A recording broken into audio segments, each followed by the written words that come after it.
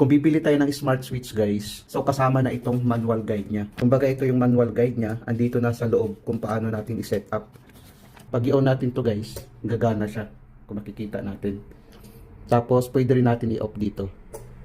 Pwede rin yan sa cellphone sana. I-off natin sa cellphone o di kaya dito. Ang problema lang kasi sa cellphone, hindi natin ma-add ang itong device na ito dahil wala tayong password. Ang password kasi andun sa may-ari. Pinapakonect kami dito sa wifi, hindi namin alam ang password. Bali, nagbabayad lang kami ng 25 real per month. Yun ang problema guys. Pero ito guys, kung bibili kayo ng ganitong smart wifi, pwede yan sa cellphone, pwede rin manual off. Pwede sa cellphone din i-off. Yun ang purpose nitong smart switch natin. Pwede sa i-on dito, pwede rin i-off natin.